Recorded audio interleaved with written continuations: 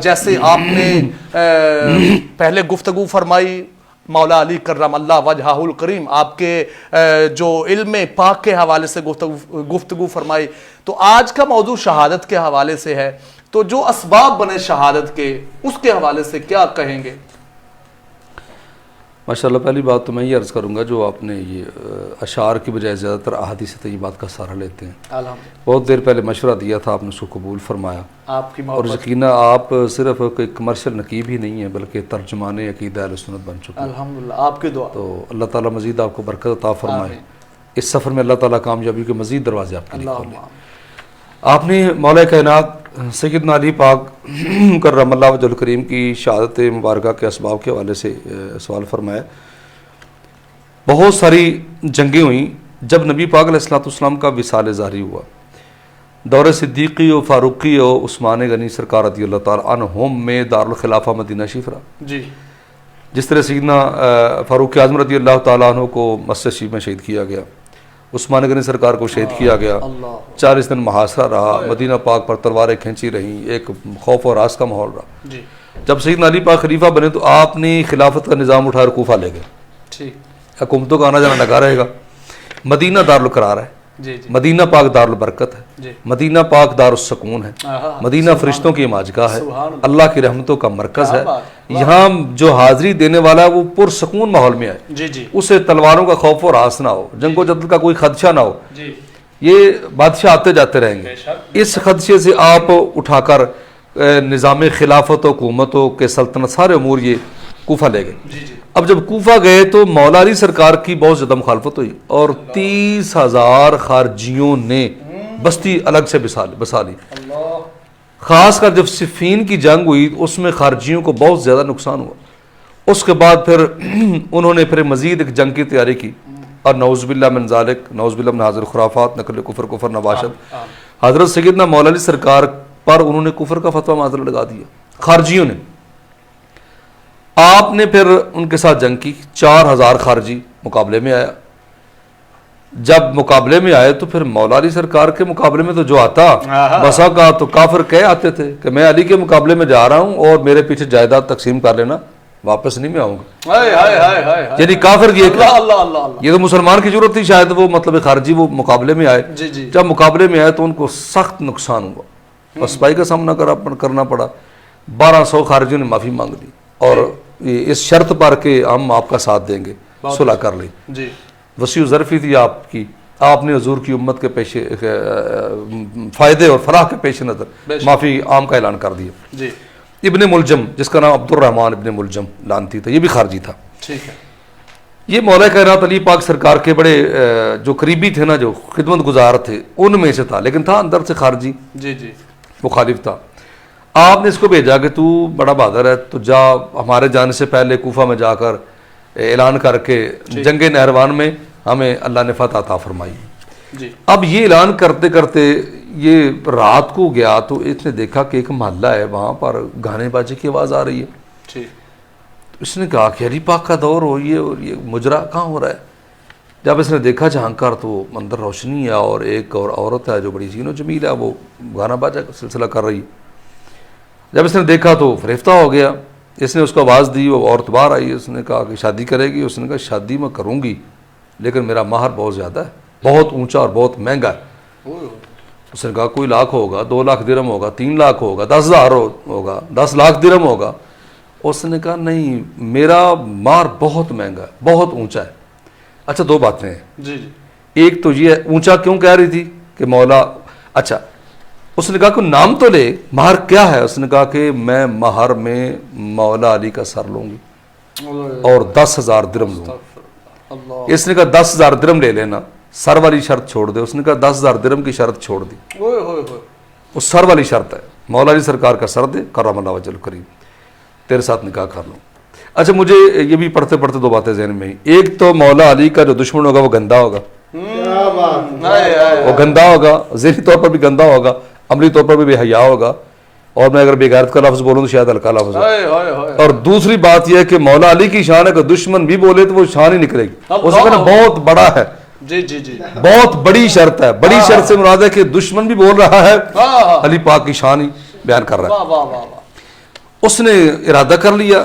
ایک دن نماز عصر کا وقت تھا تو اس نے بڑی مہنگی تلوار جس کو چاندی سے ملمہ کیا ہوتا، یعنی اس کی دستی پر چاندی کے نقش و نگار تھے، سیدنا علی پاک شیر خدا کرم اللہ وجہ الکریم کو جب پیش کی تو علی پاک کی نگاہ عقابی ہے، آپ کی سوچ انقلابی ہے. جی بے شک. تو آپ نے فرمایا کہ صدقتا یا رسول اللہ. جب یہ جملہ ارشاد فرمایا کہ حضور آپ نے سچ فرمایا، اس نے کہا جس کا مقصد کیا؟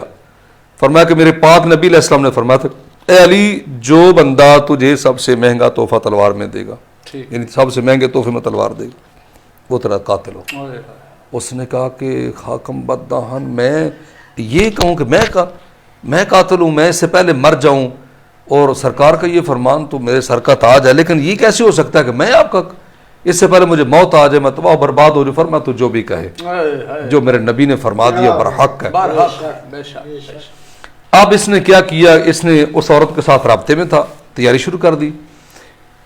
موقع نہیں مل رہا تھا، رمضان کریم آ گیا. حضرت سیدنا علی پاک سرکار شیر خدا کرم اللہ وجہ الکریم نے 5 روزے امام حسن کے پاس رکھے، 5 امام حسین کے پاس رکھے، 5 سیدہ زینب پاک کے پاس، اور 15 ہو گئے، اور آخری 5 جو تھے نا سیدہ ام کلثوم سلام اللہ تعالی علیہا شہزادی جنت، اپنی بیٹی پاک ان کے پاس یہ اس طرح رکھتے آ رہے تھے.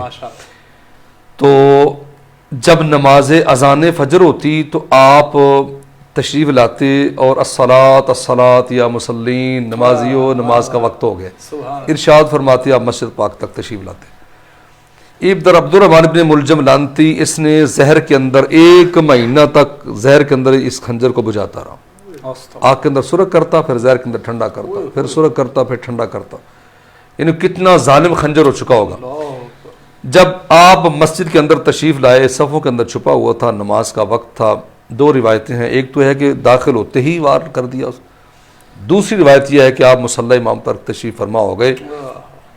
کچھ نمازی ظاہر لیٹ آتے ہیں، 1 رکعت آپ نے پڑھ لی تھی، دوسری رکعت کے لیے جب کھڑے ہوئے تو اس نے پیچھے صفیں چیرتے ہوئے آیا، اس نے زوردار خنجر آپ کے سر انور پر وار کیا، اور اتنا گہرا وار کیا کہ وہ گردن مبارک تک خنجر آ گیا. تو زخموں کی تاب نہ لیتے ہوئے جب زمین پر تشریف لائے، مولا حسن پاک نے باقی نماز مکمل فرمائی. سلام پھیرنے کے بعد جب کچھ لوگوں نے اس کو پکڑ لیا، اس خارجی لانتی کو، کیونکہ نبی پاک علیہ السلام نے فرمایا تھا اے علی دنیا کا ایک بدبخت ترین شخص وہ تھا جس نے حضرت صالح علیہ السلام کی اونٹنی کی ٹانگیں کاٹی تھیں، کونچے کاٹی تھی، اور دوسرا کائنات کا بدترین شخص وہ ہوگا جو تیرا قاتل ہوگا. جب اس کو پکڑا تو وہ نماز مکمل ہو چکی تھی، آپ کے لیے شربت لایا گیا، تو اس بدبخت ایک جملہ بولا، اس نے کہا کہ اے علی آپ کو تو مارا گیا ہے نا، تو میں مارنے والا ہوں، میرا زیادہ زور لگا ہے، مجھے زیادہ ضرورت ہے، پیاس مجھے لگی ہے. آپ نے وہ شربت اس کی طرف عطا فرما دیا. اچھا مجھے یہ بات سمجھ آئی ہے کہ جو قاتلوں کو شربت پلا کے اتنی مہربانی کر رہے ہیں وہ محبین پر کتنے مہربان ہیں. ایک حدیث پاک میں یہاں کوٹ کروں گا، ابن عباس رضی اللہ تعالیٰ عنہ سے روایت ہے، ان ابن عباس رضی اللہ تعالیٰ عنہ قلت للنبی یا رسول اللہ علیہ السلام علی النار جواز قال نعم قلت فما ہوا قال حب علی. ابن عساکر تاریخ دمشق کبیر جلد نمبر 2 صفحہ نمبر 104 کے حدیث پاک ہے، اور الریاض النظرہ فی مناقب اشرا مشرہ کے اندر علامہ محب طبری رحمۃ اللہ تعالیٰ علیہ اور علامہ سیوطی رحمۃ اللہ تعالیٰ علیہ نے اس کو نقل کیا ہے کہ ابن عباس فرماتے ہیں کہ ہم نے نبی پاک علیہ السلام کے بارے میں کیا، کریم کائنات نبی علیہ الصلوۃ والسلام کیا دوزخ سے بچنے کا بھی کوئی حل ہے؟ سرکار نے فرمایا نام ہے. ہم نے عرض کیا کالا ہوا یا رسول اللہ حضور وہ کیا ہے؟ فرمایا حب علی، علی کی محبت جس دل میں سما جائے گی وہ دوزخ میں نہیں جائے. فرماتے ہیں یعنی جو قاتلوں کو شربت پلا رہے ہیں وہ محبت کرنے والوں پر کتنے مہربان ہیں. جب اس کو شربت پلا دیا گیا، آپ نے فرمایا اگر میں بچ گیا تو پھر اس کو میں خود قتل کروں گا، اور اگر میں نہ بچ سکا میری شہادت ہوگی تو اس نے مجھے 1 وار کیا مجھ پر، اور تم بھی 1 ہی وار کرو. طبیب لایا گیا، معالج لایا گیا، اس نے جب دیکھا تو جسم اتھر سے خون بہہ چکا تھا. تو پوچھا حضرات نے کہ کیا حل ہے، کوئی صورتحال ہے؟ اس نے کہا یہ تو ایک علی ہیں کرم اللہ وجہ، اگر اس خنجر سے پورے کوفے پر وار کیا جائے تو کوئی بھی نہ بچے. اتنا زہر آلود خنجر ہے. حضرت مولا علی سرکار کا جب وصال شریف ہو گیا، یعنی شہادت اقدس اطہر ہو گئی، 19 رمضان کو زخم لگا، 20 اور 21 کو آپ کا وصال شریف ہوا، یعنی شہادت اقدس ہو گئی. اب بات یہ ہے کہ خارجیوں کو جب پتہ چلا تو انہوں نے کوفے کے اندر کوہرام بپا کر دیا کہ کوئی بندہ جنازے میں نہ جائے. جو محبین تھے انہوں نے بھی دروازے بند کر لیے اس خوف سے کہ قتل کر دیں گے. 3 لوگ تھے جنازے کے اندر. اچھا. روایات والوں نے لکھا ہے ایک امام حسن پاک، امام حسین پاک سلام اللہ تعالی علیہ، اور ایک امام حسین سرکار کے غلام تھے قیس. اور میں ایک روایت پڑھ رہا تھا کہ چوتھا اللہ نے فرشتہ بھیج دی جنہوں نے آپ کے مبارک جنازے کو کندھا دیا.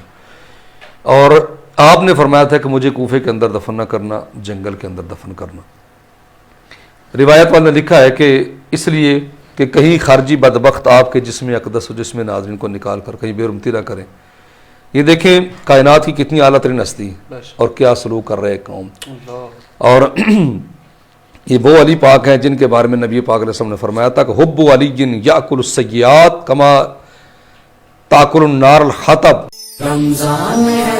بت گناہوں کو اس طرح ختم کر دیتی ہے جس طرح سوکھی لکڑی کو آگ کھا جاتی ہے. بے شک بے شک. جن کے بارے میں نبی پاک صلی اللہ علیہ وآلہ وسلم نے فرمایا تھا کہ علی انت منی بمنزلت ہارون من موسیٰ الا ولا نبی بعد. اے علی تو میرے لیے اس طرح ہے جس طرح موسیٰ کے لیے ان کے بھائی ہارون تھے، لیکن وہ ان کے بعد نبی بنے. خبردار میرے بعد کوئی نبی نہیں ہے.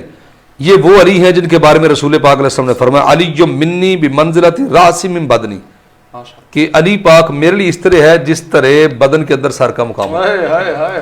وہ علی جن کے بارے میں رسول پاک صلی اللہ علیہ وآلہ وسلم نے فرمایا انا دار الحکمت و علی بابو، میں حکمت کا شہر ہوں، علی اس کا دروازہ ہے.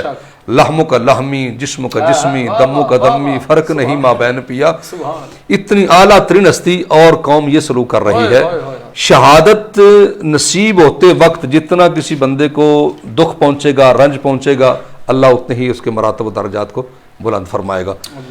تو جب تدفین پاک کے بعد واپس لائے، تشریف لائے، یہ 3 حضرات تھے جو جنازے امام حسن پاک سرکار جنازہ پڑھایا، اور 2 حضرات جو وہ صف میں شامل تھے.